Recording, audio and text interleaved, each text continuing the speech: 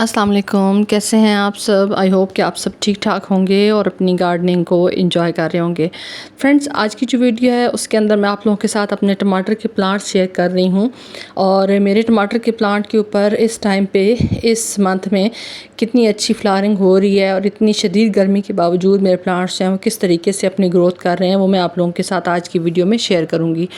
तो टमाटर की जो प्लांट हैं वो हर घर की बेसिक ज़रूरत है, यानी हर घर में टमाटर जो है वो डेली बेसिस पे यूज़ होते हैं। कोई भी चीज़ अगर आपने बनानी हो तो उसके लिए जो बुनियादी जुज़्व है उसमें प्याज और टमाटर जो है वो लाजमी हैं। उनके बगैर तो कभी भी आपकी कोई भी सालन जो है वो आप बना नहीं सकते। तो मैंने ये जो टमाटर लगाए हुए हैं ये बेसिक टमाटर नहीं है, बल्कि कुछ टमाटरों की जो दूसरी वैरायटीज़ होती हैं जिसके अंदर cherry tomato, chocolate cherry tomato और इस तरह की जो वैरायटीज़ होती हैं ये वो वाले टमाटर हैं। लेकिन ये है कि ये सारी जो केयर टिप्स मैं आप लोगों के साथ शेयर करूँगी ये सारी आप जो नॉर्मल टमाटर के वैरायटीज़ हैं उनके ऊपर भी आप जो है वो इसको इस्तेमाल कर सकते हैं। सबसे जो बेसिक है वो ये है कि अब क्योंकि मई का मंथ स्टार्ट हो चुका है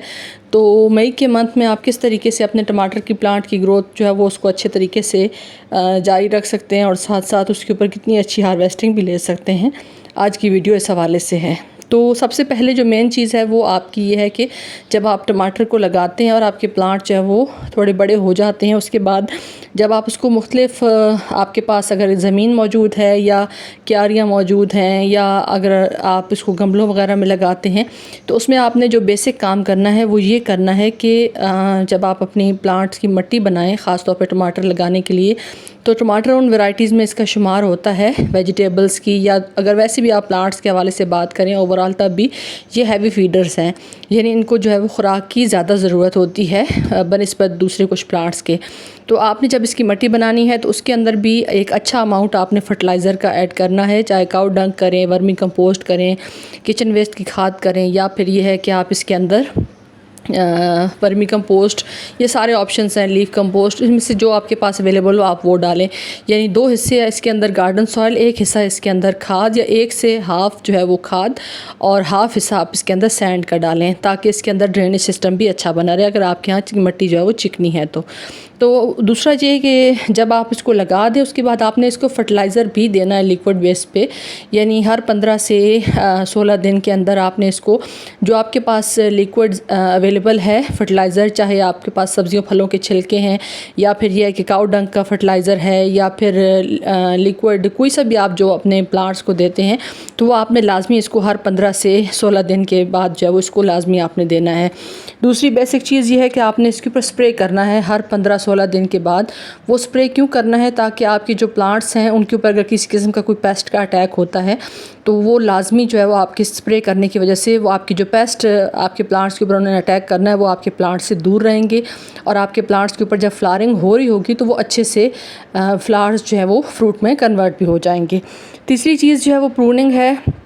प्रूनिंग क्यों ज़रूरी है? प्रूनिंग इसलिए ज़रूरी है कि अगर आपने स्टार्ट में मेरी वीडियो को देखा है तो यहाँ पे नीचे के जितने भी लीफ थे वो सारे मैंने कट कर दिए थे, क्योंकि वो एक बेसिक जो एनर्जी है वो लेते रहते हैं। यहाँ पे एक लिक्विड फर्टिलाइज़र जो मैं आप लोगों के साथ शेयर कर रही हूँ, ये मैंने जो किचन वेस्ट का लिक्विड फर्टिलाइज़र है वो मैंने बना के रखा हुआ था, तो ये मैंने इसके अंदर डाला है और इसको जो है अब मैं सिंपल पानी के अंदर जो है वो डाइल्यूट करके अपने ये जो सारे प्लांट्स हैं इनको मैं दूँगी। ये बेस्ट लिक्विड फर्टिलाइज़र अगर मैं कहूँ तो ये गलत नहीं होगा, क्योंकि जब आप किचन वेस्ट का कोई भी लिक्विड फर्टिलाइज़र देते हैं तो उसके अंदर तमाम न्यूट्रिएंट्स जो आपके प्लांट्स को ज़रूरत होते हैं वो इसके अंदर ऐड हो जाते हैं। ये एक पानी का कैन है, इसके अंदर मैं ये एक डालूँगी और बाकी मैं इसके अंदर जो है वो